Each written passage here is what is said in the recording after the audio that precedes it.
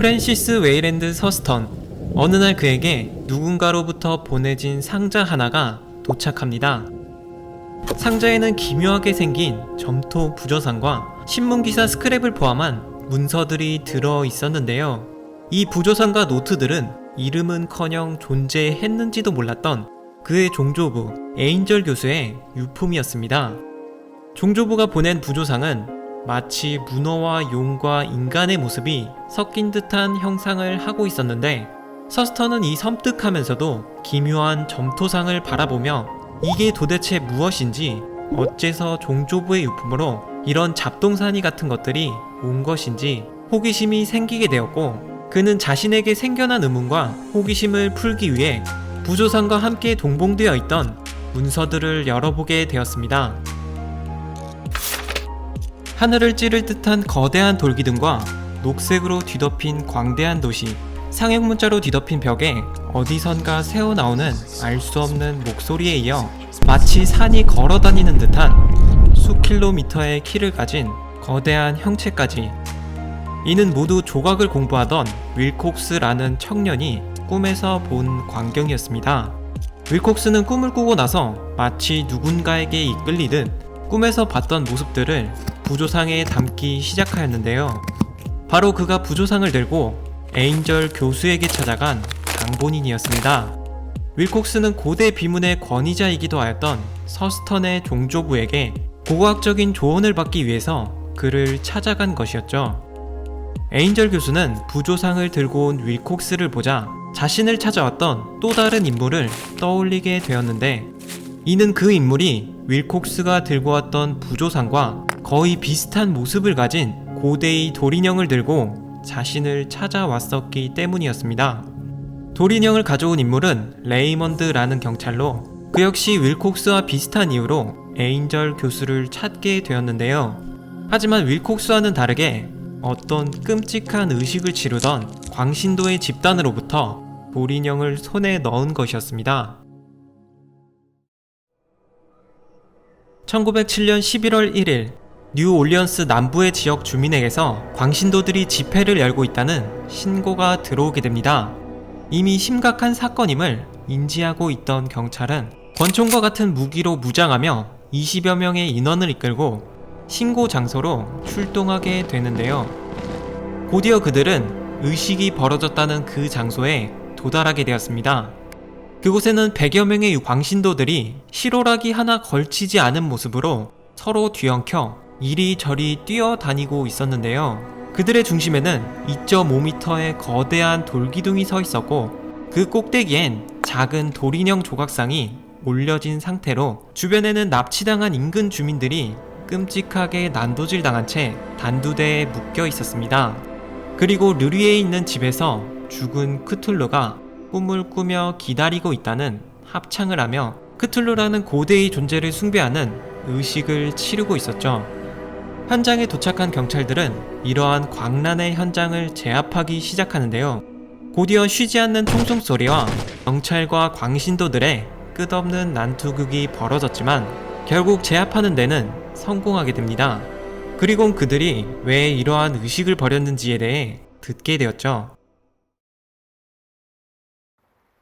인류가 나타나기 전, 태초의 하늘에서 나타난 그레이트 올드원들은 외우주로부터 지구로 찾아왔습니다.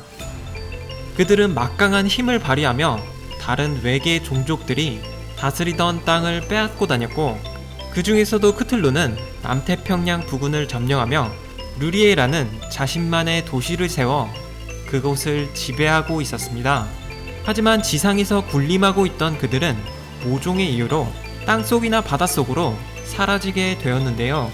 사라진 그들은 최초의 인류 중 일부의 사람의 꿈에서 나타나기 시작하였고, 인류에게 특별한 지식을 전하게 되었습니다.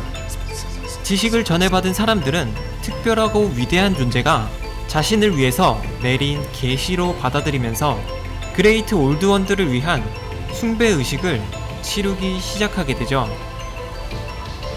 그렇게 의식은 최초의 인류에서부터 시작되어 세계 각지의 외지고 어두운 장소에서 비밀스럽게 이루어졌고, 이들은 그레이트 올드원들이 언젠가 다시 깨어나 지상을 지배하게 되었을 때 자신들에게 막대한 보상이 주어질 것이라 믿고 있었습니다. 그리고 또다시 인간들의 꿈속에 나타난 크툴루로 인해 세계 각지에서 크툴루를 위한 의식들이 활발해지기 시작한 것이었죠.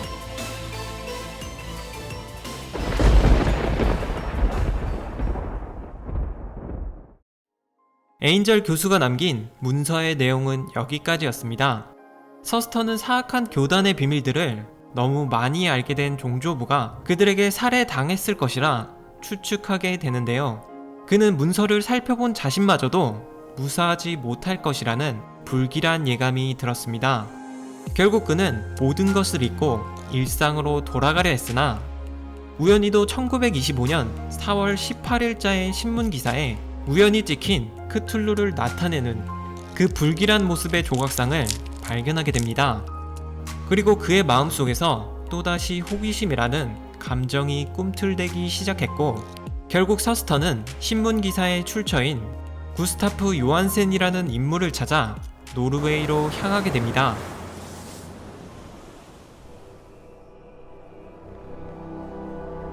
어마어마한 크기의 녹색 석조물, 현기증을 일으키는 거대한 돌기둥, 문어와 용의 모습이 섞인 기묘한 조각상까지 태풍이 분 뒤로 마치 바다에서 솟아난 듯한 섬에 도착한 구스타프 요한센은 돌의 표면에 새겨진 상형 문자들과 불경한 이미지들을 보면서도 섬에 대한 탐사를 계속하게 되었는데요.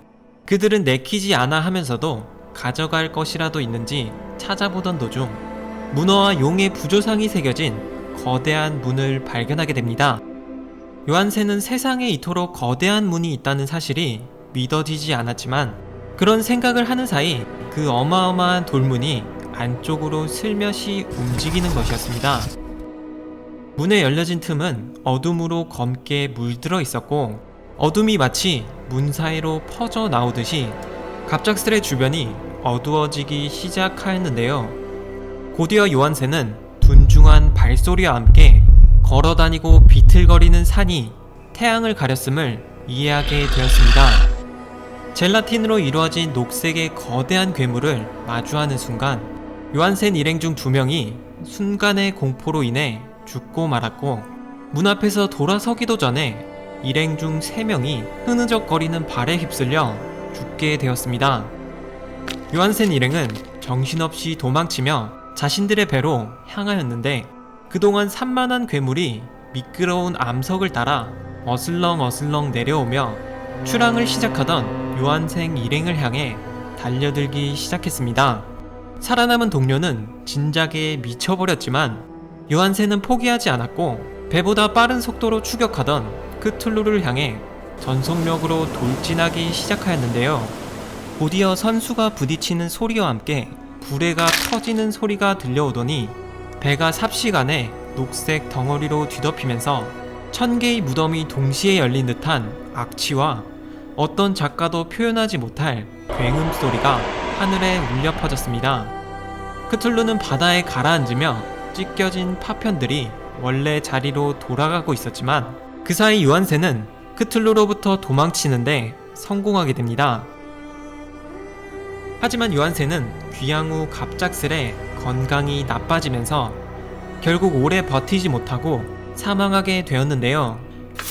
지금까지 사망한 요한센이 남긴 원고를 읽고 있던 서스터는 극도의 공포심을 느끼게 되는데요. 심연 속에서 태풍과 함께 다시 한번 그 저주받은 도시가 솟구치게 된다면 세상은 공포와 광기의 비명으로 가득 차게 될 것임을 예감한 것이었죠. 그는 자신이 알게 된 모든 것을 기록으로 남겨 놓았었는데 뒤늦게 이를 후회하면서 없애기로 다짐하게 됩니다. 하지만 그의 종조부가 이미 그랬듯이 서스터는 미처 그를 없애기도 전에 그는 종조부와 같은 운명을 맞이하게 됩니다.